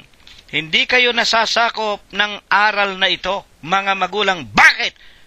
Sinusunod ninyo ang inyong sariling kalooban at hindi ang kalooban ng Panginoong Hesukristo. Ayaw niya ng paulit-ulit. Yun guidelines lang. Ngayon, ang tanong natin ay ito. Kung yun giya lang o guideline lang sa atin na panuntunan para kumbaga sa release ng trend, doon tayo susunod, ano-ano po ang marapat nating hihilingin sa Diyos? Mateo 7:11. Makinig kayo. Ang dami nating napapakinggan Ako nga hindi ako nakakalimot sa Birhen sa Quiapo. Tuwing Biyernes Sikayan, 6:00 pa lang ng umaga, unang-una ako, nagbubukas ako ng simbahan ng Katedral ng Quiapo. Iniluluhod ko ang tuhod ko, doon pa lamang sa pintuan hanggang sa pulpito ni Mama Mary. Ano ang idinadalangin ko? Bigyan nawa ng wika nga katotohanan ng panalangin ko na ako makabili ako ng malaking bahay, makapag-asawa ko ng magandang babae, magkaroon ako ng anak na doktor, magkaroon ako ng kung ano-anong mga bagay. Tumama, meron pa nananalangin Tumama ako sa lottery. Tumama sana ako sa kino sa Las Vegas. Mga panalangin niya, mga hinihiling ng mga tao. Puro bagay ng sanglibutan. Anong dapat natin una sa lahat ay hihilingin? Mateo 7:11.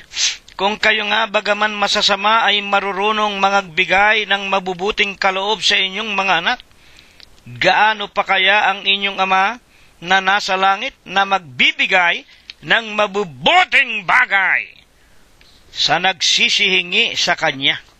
Ayan. Mga magulang at mga kapatid, kung kayo nga na masasama, marunong kayong magbigay sa inyong mga anak ng mabubuting bagay, gaano pa kaya ang Ama na nasa langit na hindi magbibigay sa inyo ng mabubuting bagay kapag kayo humihingi sa Kanya? Yan. Ano po baga ang una sa lahat na dapat nating pakahilingin muna? Ano ang mabuting bagay na siyang dapat nating unay hihilingin sa Diyos? Walang masama, hilingin mo ang anak mo makatapos sa kolehiyo. Walang mabuti yan. Para sa anak mo yan Hindi masama na ipanalangin mong makabili ka ng bahay. Walang masama dyan. Kailangan meron tayong silungan. Mga kapatid at mga magulang. Ngayon, sasabihin ninyo, may masama ba kung hilingin ko tumama ako sa sweepstick? Mabuti sa akin yan? Para sa iyo mabuti yan Masama ba kung ipanalangin kong pagpunta ko sa casino sa Las Vegas, papanalunin ako ng Diyos sa kino, sa beto-beto o kung ano-anong mga sugal? Sa iyo mabuti yan, mga magulang. Pero alin ang ipinakikilala, mga magulang at mga kapatid, na una sa lahat ay dapat muna nating pakahilingin sa Diyos? Santiago 1:5, buksan ninyo ang inyong mga aklat. Ngunit kung nagkukulang ng karunungan ang sino man sa inyo, ay humingi sa Diyos na nagbibigay ng sagana sa lahat at hindi nanunumbat, at ito ay ibibigay sa Kanya. Karunungan. Ang una po na pakatalastasin natin, tayo po makaalam ng karunungan na tayo po'y maging marurunong. Alin bang mga karunungan ito? Mga magulang at mga kapatid, una sa lahat na dapat nating matutuhan. Anong karunungan? Ang dapat nating una sa lahat ipanalangin na maintindihan natin at matutuhan. Romanos 7:12, ngayon nga, ang utos ay banal. Ang utos matuwid. Ang utos ng Diyos ay mabuti. Ayan. Ang una mong hihilingin, matuto kang maging marunong saan? Sa utos, sa mga palatuntunan ng Diyos. 7:12 ng Romanos, mga magulang at mga kapatid. Hindi masamang matuto ka, maging dentista, maging doktor ka, matuto ka, mga magulang at mga kapatid, na maging pantas na tao ka, maging teacher ka. Walang masama, mabuti yan. Pero una sa lahat, maging matatalino muna tayo sa mga karunungan ng Diyos. Ay alin? Ang mga karunungan ng Diyos. Ang utos ng Diyos banal, ang utos ng Diyos matuwid, ang utos ng Diyos mabuti. Kung kayo ngang mga tao, nagbibigay ng mabubuti sa inyong mga anak, kasino pa kaya ang Ama sa langit na hindi magbibigay ng mabubuti sa kanyang humihiling sa kanya? Mga magulang at mga kapatid, ano ba ang mabubuti? Ang mga utos ng Diyos. Unahin nating matutuhan ang utos ng Diyos. Bakit po kailangan matuto sa mga utos ng Diyos? Ecclesiastes 12:13, ito ang wakas ng bagay. Ang lahat ay narinig, matakot ka sa Diyos, sundin mo ang kanyang mga utos. Ito ang buong katungkulan ng tao. At kapag marunong na tayo sa utos ng Diyos, tsaka tayo hihingi ng karunungang panlupa, sa hanap buhay, sa trabaho, bibigay ng Diyos yan, mabuti yan. Pero nauna yung kanya. Sa San Mateo 7:12 rin, kaya nga lahat ng mga bagay na ibig ninyong sa inyo'y gawin ng mga tao, gawin naman ninyo ang gayon sa kanila, sapagkat ito ang kautusan at ang mga propeta. At dito nga po, ang isa pang bagay na ibig ng Diyos na hihilingin natin, na tayo'y maging matatalino nga, at sa katalinuhan natin, nagagamit natin ang mga salita ng Diyos, ang mga utos ng Diyos, para naman sa ikabubuti rin naman ng ating mga kapwa. Kung ano yung mabuti sa atin na natutuhan natin sa Diyos, ito naman ang gagawin natin sa ating kapwa-tao. Sapagkat sa paggawa o pag-ibig sa kapwa-tao, ito ang pagsunod sa kautusan at sa mga propeta. Lahat ng mabubuting mga bagay na natutuhan natin sa Diyos, gayon din ang ibibigay natin sa mga humihingi sa atin, ang ibig lamang sabihin. Ngayon, ano ang dapat munang ilakip o taglayin ng dumadalangin sa Diyos? Si Abraham ba, mga kapatid? Si Elias ba? At maging itong si Haring Hezekiah? Basta na lamang ba sila pinakinggan ng Diyos? Ano meron taglay ang mga anak ng Diyos o mga banal ng Diyos? Santiago 1:6, ngunit humingi siya na may pananampalataya, na walang anumang pag-aalinlangan, sapagkat yaong nag-aalinlangan ay katulad ng isang alon ng dagat, na itinutulak ng hangin, ipinapadpad sa magkabi-kabila, sapagkat wag isipin ng isang taong yaon na siya'y tatanggap ng anumang bagay sa Panginoon. Ang taong may dalawang akala, walang tiyaga sa lahat ng kanyang mga paglakad. Humingi siya na may pananampalataya. Basahin ninyo yung Hebreo 11, mga magulang, 1 pababa, ang lahat ng mga banal ng Diyos, sila po nangabuhay sa pananampalataya. Unang-una, sinunong Noah, nang pagsabihan siya ng Diyos na gugunawi na ang sanglibutan sa pamamagitan ng tubig. Nang mapakinggan niya ang utos ng Diyos na gumawa ka ng daong at sumakay ka rito, at ang bawat nasa daong na ito'y maliligtas sa unang delubyo universal sa tubig. Taglay ng pananampalataya ni Nunong Noah na ang salita ay galing sa Diyos, o ang Diyos ang nagsalita sa kanya. Sinampalatayanan niya, kaya naman naligtas. Si Noah, ang asawa, ang 3 anak, si Sem, si Ham at si Japet, ang 3 manugang, 8 kaluluwa. Bakit? Meron silang pananampalataya. Sa pananampalataya si Abraham ng paunawaan ng Diyos. Iniwanan niya ang kanyang sariling bayan, ang kanyang mga magulang, ang kanyang sangbahayan.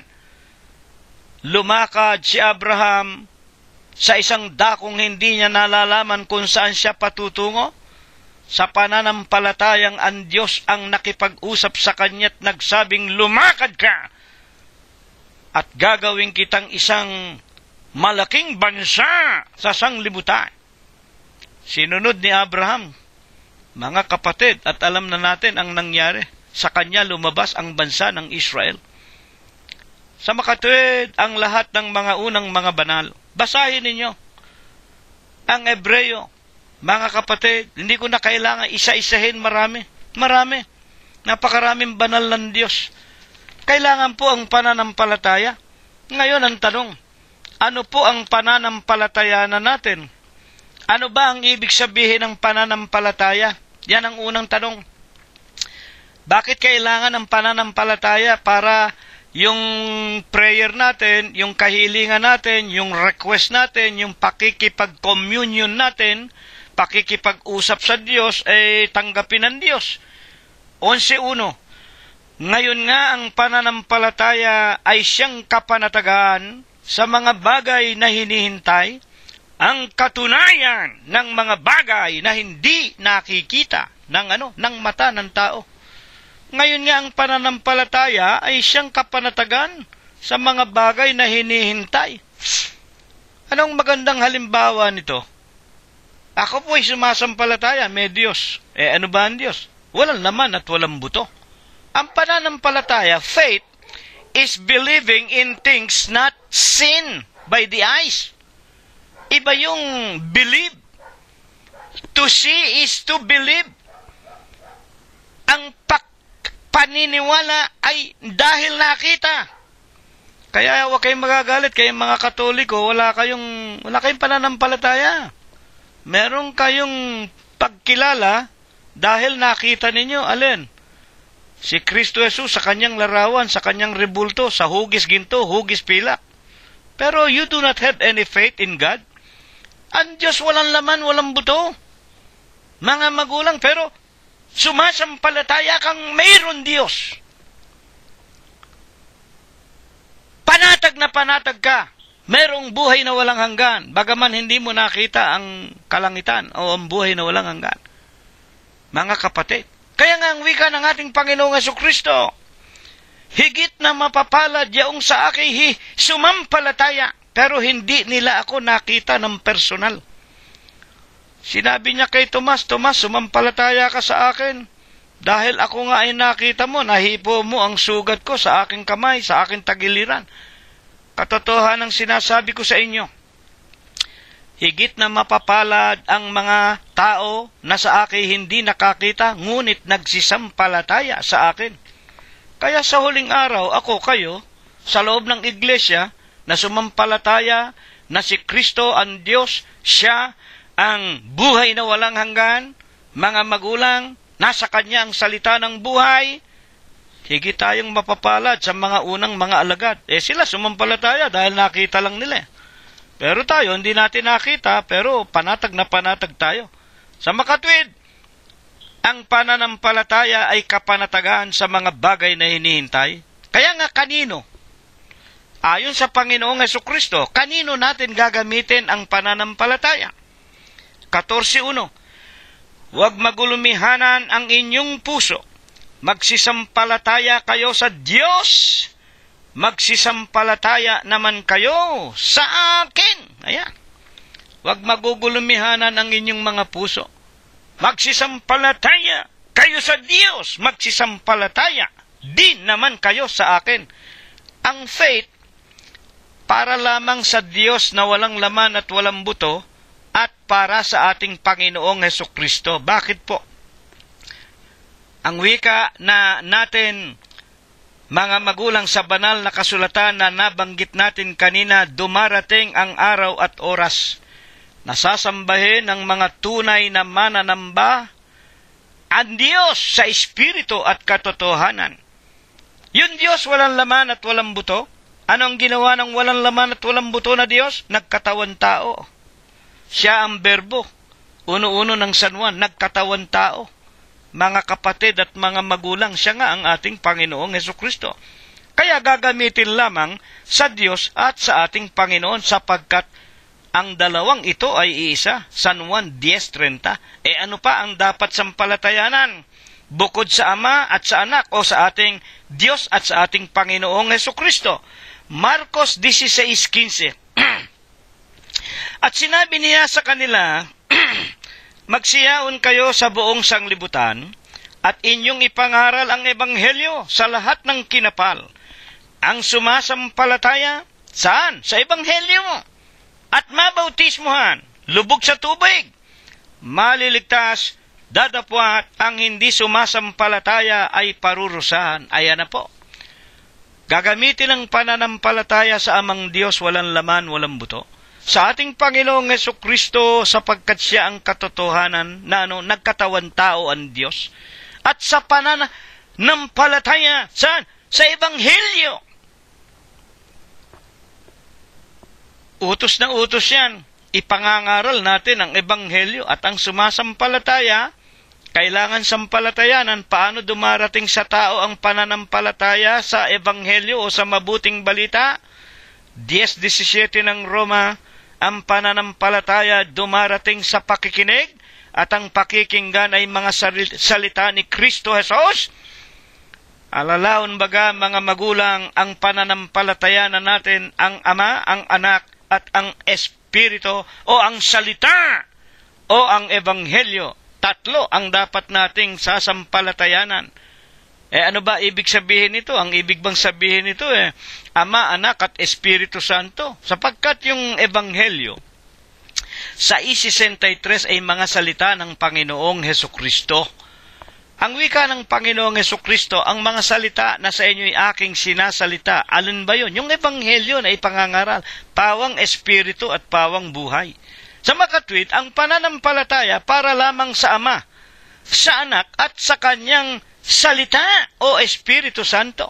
Ang ibig bang sabihin nito merong Trinity, merong tinatawag na tatlong Diyos, kamukha ng itinuturo ng mga Protestante. May Ama, Anak at Espiritu Santo. Yan din ang itinuturo nitong mga Mormons, mga kapatid. Yan din ang itinuturo ng simbahang Katoliko. Pare-pareho sila Halos lahat yung nagsasabing mga Kristiyano na yan, they all believe there are Trinity. Pag sinabi niyong Trinity, magiging tatlo ang Diyos. Hayaan ninyo ang Biblia magpaliwanag. Buksan natin ang aklat ng unang aklat ni Apostol Juan sa kanyang 5:7 sa Bibliang Ingles na pinanggalingan ng Tagalog. There are three that bear records in heaven: the Father, the Words, and the Holy Ghost. These three are one. Iisa lang ang Ama, ang Anak, at ang Ebanghelyo. Iisa lang. Walang Trinity, iisa lang ang Diyos. Kaya huwag kayong madaya ng mga salit-saling sabi. Tito 1:14 ng mga Hudyo at ng mga tao, at huwag kayong madaya ng mga utos aral ng mga demonyo. O unang Timoteo, mga kapatid, 4:1 hanggang 2. Basahin po ninyo. Sabihin ninyo ako'y nangangaral ng kasinungalingan. Ang sinasabi ko sa inyo, yun lang nasusulat na katotohanan.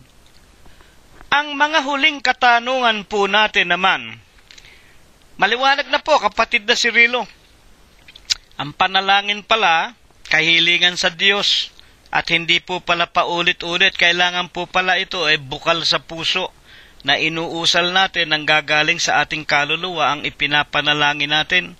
At ang hihilingin natin sa Diyos, una sa lahat ng mabubuting mga bagay, una na nga ang karunungan, na tayo maging mga masusunurin niyang mga anak sa kanyang mga palatuntunan, sapagkat siya ang Diyos na makapangyarihan na pinagkakautangan natin ng lahat sa ating mga buhay.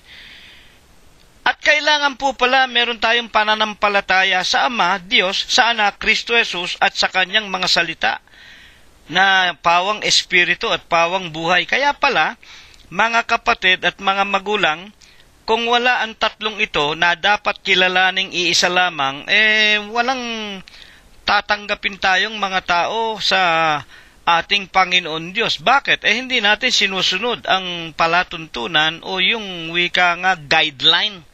Ngayon, bilang mga huling katanungan, pagkatapos na matutuhan natin ang mga bagay na ito tungkol sa pananalangin, ito'y utos ng Panginoon Hesukristo, mga kapatid, tinuruan pa tayo kung paano natin isa-isang babaybayin ang matuwid na paraan ng pananalangin. Saan naman natin gagampanan ang pananalangin?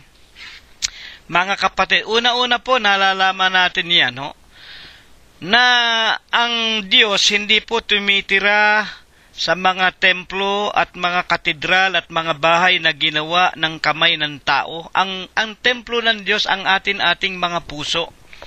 Sa katotohanan po, sasabihin ko sa inyo, kahit na ako nag-iisa, nananalangin ako sa Panginoon kahit saan akong dako naroroon, sapagkat ang Diyos ay nasa lahat ng mga dako.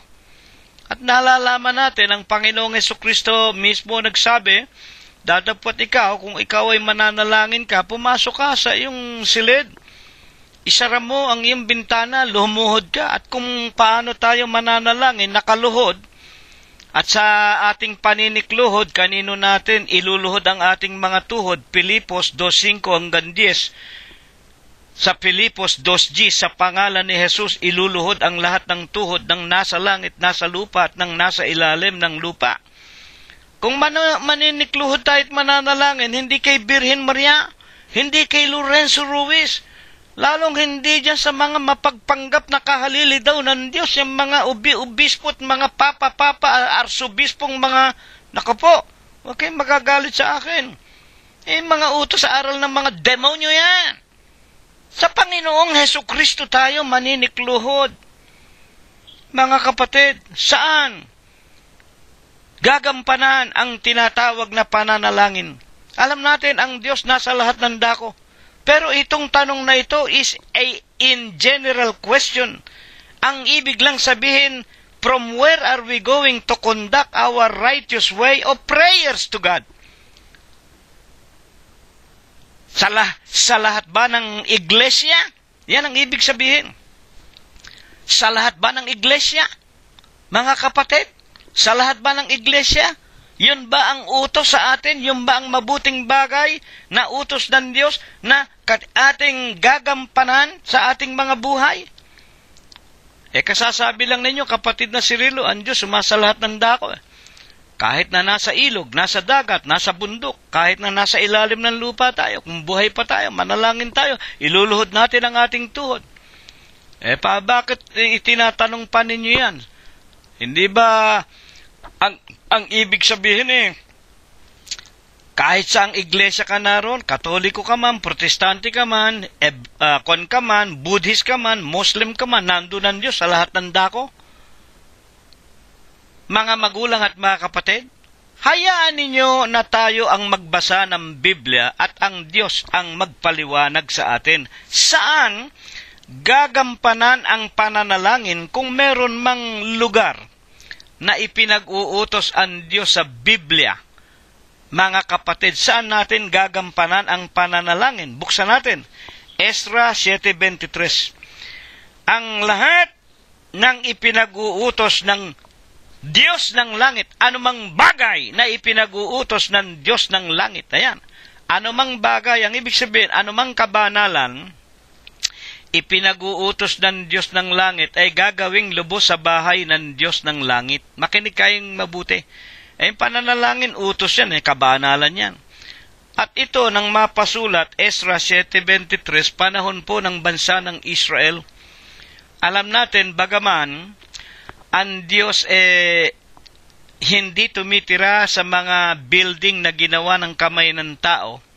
Nang ipinanukala ni David na propeta na kaibigan ng Diyos na ipagtayo siya ng bahay, sinabi ng Diyos kay David, David, anong bahay ang gagawin mo sa akin? Ang upuan ko ang langit, ang tuntungan ng aking mga paa ang lupa. Anong bahay?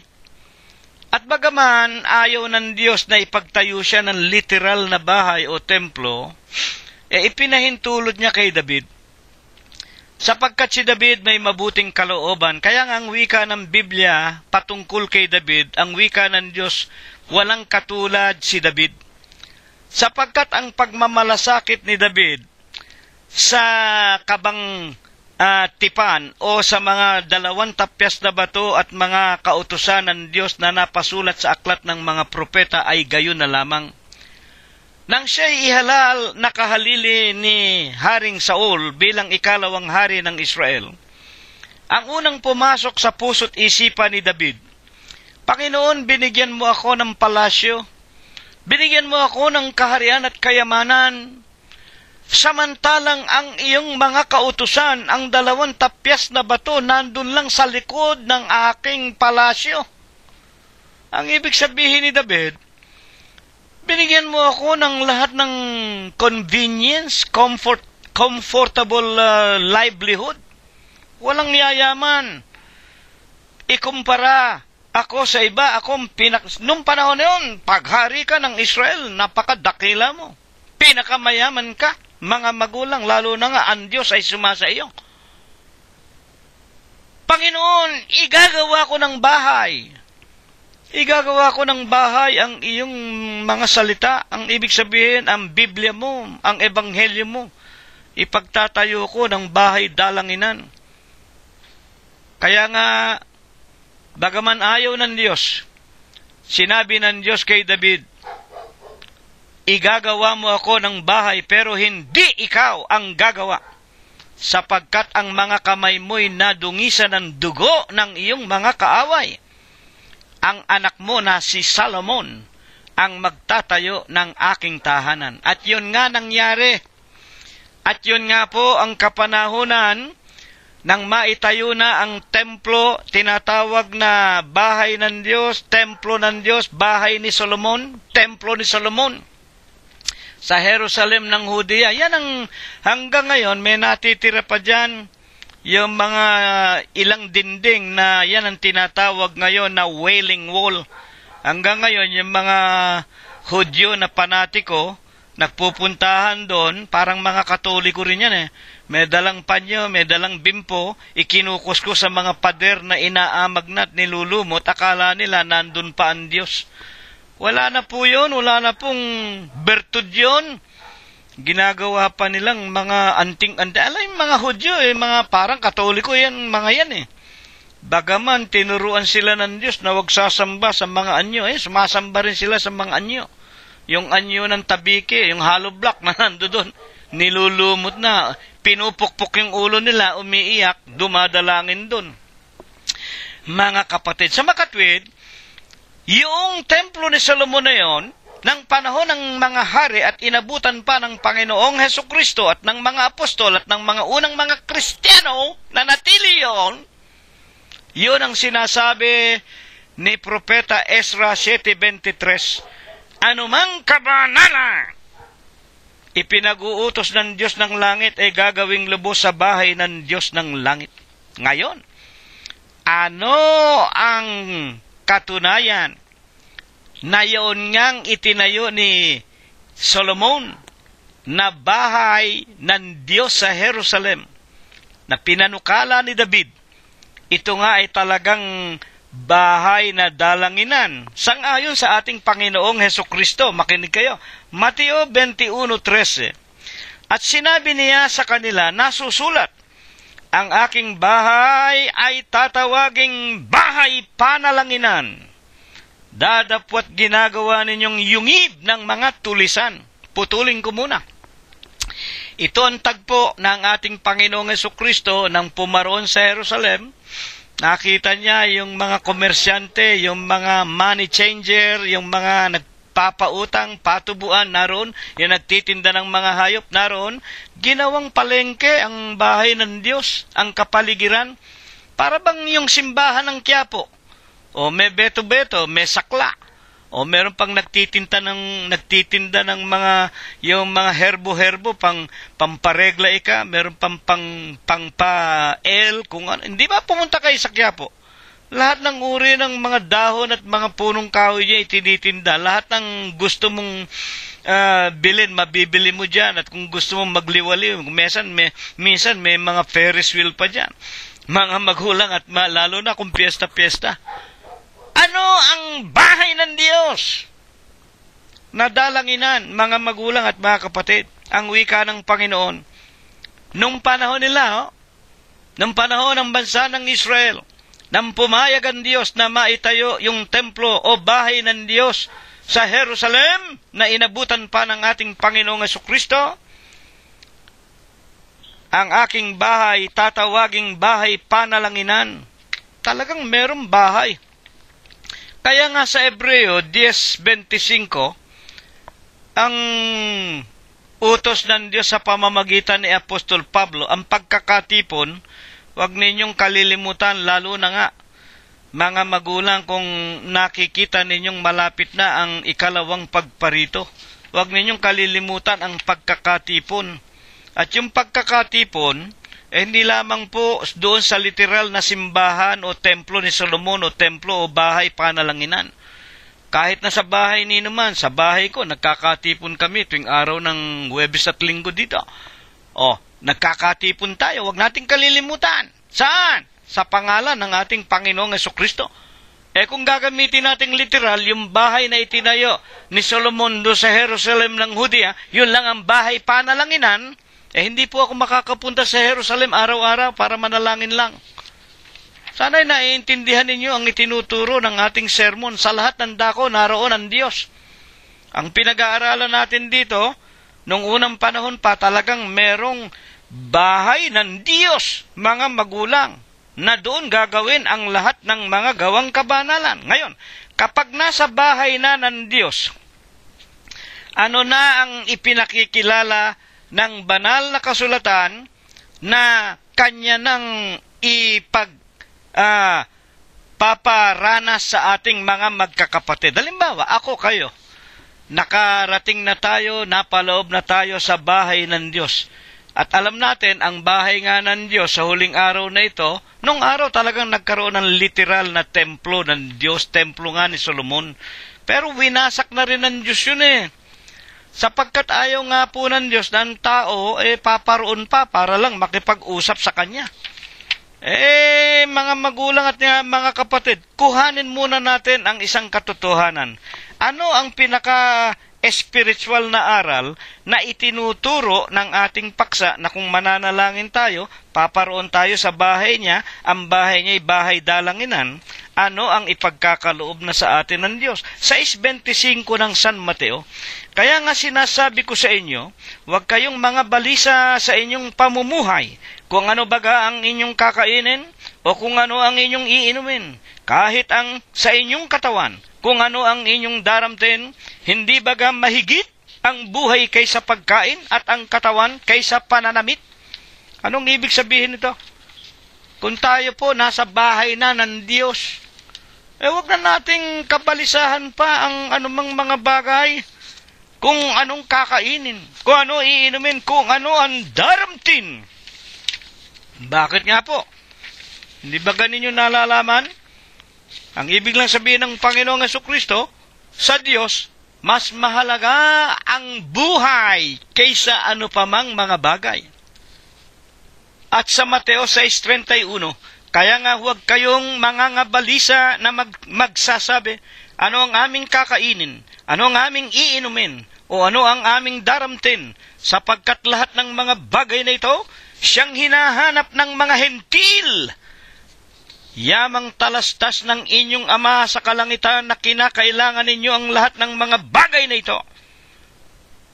Mga magulang, ano ang dapat lamang nating matiyak? 6:33, dadapwat hanapin muna ninyo ang kanyang kaharian. Ayan, hanapin muna ninyo ang kanyang kaharian at ang kanyang katwiran, at ang lahat ng mga bagay na ito ay pawang idaragdag na lamang sa inyo ng Diyos. Amen. Alin ang tinatawag na bahay dalanginan? Ito rin po ang tinatawag na kaharian ng Diyos dito sa lupa. Alin yung tinatawag na kaharian ng Diyos dito sa lupa sa unang Pedro 2:9 hanggang 10. Datapwat kayo ang kausap, ang mga iglesia ng Diyos kay Kristo Jesus.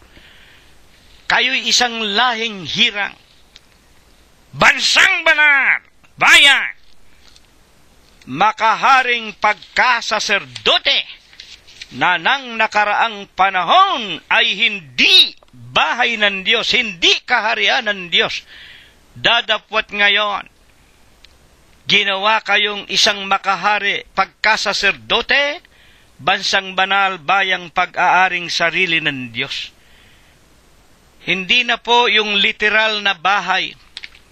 Napakalayo po ng syudad ng Jerusalem para yung bahay dalangin nandun ng mga Israelita sa laman, puntahan pa natin para pakinggan lamang tayo ng Diyos. Hindi na po. Ang iglesia na po ng Diyos kay Kristo Jesus. Bakit po?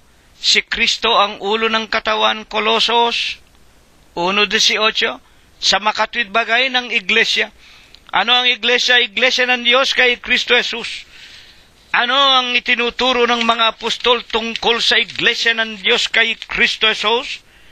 Ang wika po sa unang Korinto 3:9, kayo ang gusali ng Diyos, mga kapatid. Sa Hebreo 3:6, dadapwat si Kristo gaya ng anak, puno sa bahay niya, ang bahay niya ay tayo. Bakit dito? Nakatitiyak tayong pinakikinggan ng Diyos ang ating mga panalangin. Huling talata, Daniel 9:19. Pakinggan mo, O Diyos, dinggin mo ang iyong mga anak. Huwag mong ipagpaliban. Pakinggan mo, sapagkat ang iyong mga anak, ang iyong bayan, ang iyong mga tao, tinatawag sa iyong pangalan. Ayan po. Ang pananalangin, wag nating kalilimutan. Wag paulit-ulit. Diretso tayo sa Diyos. Meron tayong guideline. Hihilingin natin lahat ng mabuti. Mga kapatid at mga magulang. At ito rin ang ibibigay natin sa ating kapwa-tao. At ayaw niya ng paulit-ulit bago pa tayo magbukas ng bibig. Alam na ng Diyos kung ano kailangan natin. Kung yung mga ibon, pinakakain ng Diyos, hindi naman naglilingkod sa Diyos. Sa ibang mga talata ng Biblia, hindi ko na binasa. Kung yung mga damo, pinararamtan, yung mga halaman, ang gaganda ng damit. Maging si Solomon, hindi nakapagsuot ng mga damit, ng mga halaman at ng mga damo sa lupa. Kayo ba na naglilingkod sa aking Ama? Mga kapatid, tayo pa ba sa loob ng iglesyang gumaganap ng kanyang kalooban sa lupa kung ano ang nasa langit? Una na nga, yung pangangaral ng Ebanghelyo, ito kalooban ng Ama, sapagkat siya ang may ibig na ang lahat ay maligtas at walang mapahamak sa paanong paraan sa pagkaalam ng katotohanan. Ano ang katotohanan? Ang Ebanghelyo ng ating Panginoong Jesucristo. Kaya ito po ang ating naunawaan at napakinggan. Ano man ang ating maging kalagayan, ibibigay natin sa Diyos, ipaaabot natin sa Diyos sa pamamagitan po ng ating mga pananalangin, tao sa puso, matuwid na paraan, hindi pa ulit-ulit. At ang lahat ng mabubuting bagay lang hihilingin natin, hindi yung kung ano-anong mga bagay ng sanglibutan. At ang wika ng mga banal na kasulatan, ang magtitiis sa lahat ng ganitong mga gawang kabanalan hanggang kamatayan o hanggang ikalawang pagparito, sila lamang ang maliligtas. Manatili tayong nananalangin. Ipanalangin natin ang ating una sa lahat ating mga kaluluwa. Dagdagan tayo ng pananampalataya. Ipanalangin nating pagalingin pa ang ating mga lupang katawan. Ipanalangin nating ingatan ang lahat ng ating mga minamahal sa buhay. Ipanalangin natin ang ating mga kaibigan at mga kapatiran. Huwag kayong pumari sa ibang mga relihiyon. Ang ibig mo sabihin, kapatid na si Rilo, hindi mo ipinapanalangin ang sanlibutan. Anong pakialam ko sa sanlibutan? nang ang Panginoon Diyos nagkatawan tao. Ang sabi ng Panginoon, hindi ako naparito kung hindi para hanapin ko ang nawawalan tupa sa bahay ni Israel. Kaya nagkatawan tao ang Diyos, ang ibig niyang iligtas yung kanyang sariling pamilya, mga Israelita lang. Kaya nga charity begins at home. Kaya nga lang naawat na habag ang Diyos sa ating mga Pilipino nang yung kanyang sariling bayan, yung kanyang kababayang mga Israelita, hiningi si Barabas, napakawalan at ipako ang Kristo sa krus. Ayan, nagalit ang Diyos sa kanyang sariling bayan. Sinumpa sila. Magmula noon, wala na silang ugnayan sa Diyos. Kaya tayo nga na mga hentil na hindi tayo dating bayan, unang Pedro 2:9 hanggang 10, hindi tayo anak ng Diyos, hindi tayo kaharian ng Diyos, ginawa tayong kaharian niya. Tayo ang mga Israelita sa Espiritu. Kakaunti lang tayo. Mga kapatid, ang pagliligtas hindi paramihan. Kakaunti lang ang merong pagkaunawa sa Diyos. At ang lahat ng mga tao kasi, puro Diyos-Diyosan ang kanilang hanggang ngayon pinananatilihan. Paano natin sila ililigtas? Kaya uunahin ko muna ang una kong kaluluwa, ang aking kaluluwa, asawa ko, mga anak, kayo man, mga kaibigan namin. Ipaabot ninyo sa kanila ang mga banal na aral na ito para sila man mailigtas ng Panginoon sa impyerno. Ito nawa'y pagpala. Ito nawa ang ibasbas sa atin ng Diyos magmula ngayon at magpakaikailanman. Amen! Maraming salamat po sa inyong pakikinig. Purihin natin ang pangalan ng ating Panginoong Jesucristo hanggang sa susunod po nating pag-aaral kung loloobin po ng ating Panginoon. Kapayapaan po nawa ang sumaating lahat. Hanggang sa muli, kung tayo po ay binubuhay pa. Maraming salamat po sa inyong lahat.